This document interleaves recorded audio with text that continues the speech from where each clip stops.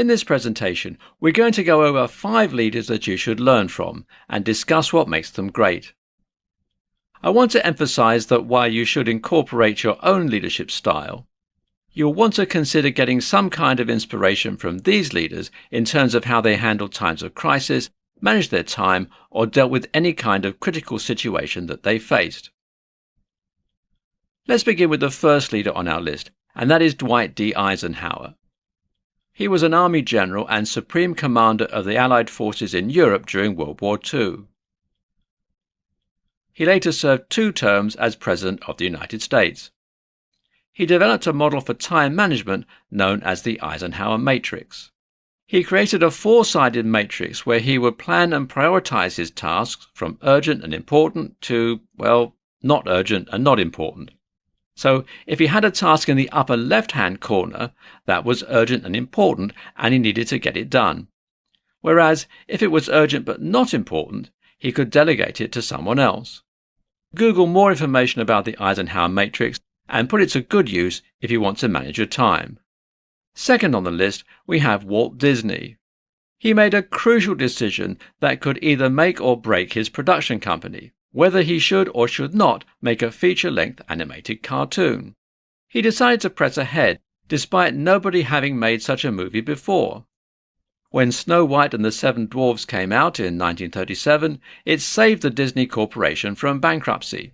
Since then, it has become one of the more recognized companies in the world. This happened because Disney had to make a decision that may either save his company or drive it under. He wasn't afraid to take risks, and it paid off big time.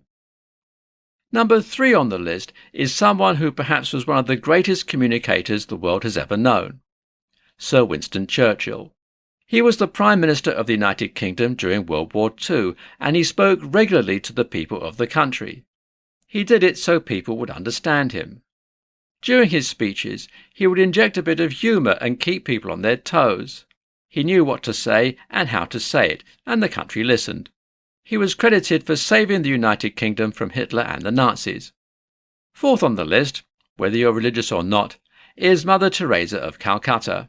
She is someone whom I consider a great leader because of her emphasis on compassion. She spent much of her life helping the poor, the sick and the dying. She cared for them and did everything she could to help lighten the workload of other people who worked along with her.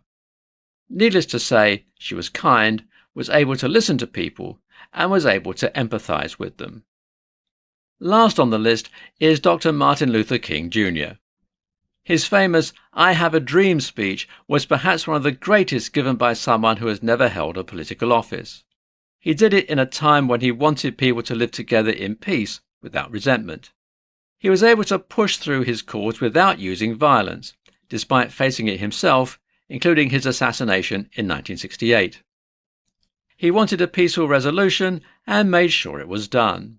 We could give credit to him, along with the others who fought alongside him to defeat segregation in the United States, for the passing of the Civil Rights Act of 1964. These 5 leaders have been instrumental in their leadership skills, and you may draw inspiration from them in the way you may be leading yourself. If you liked this presentation, please let us know.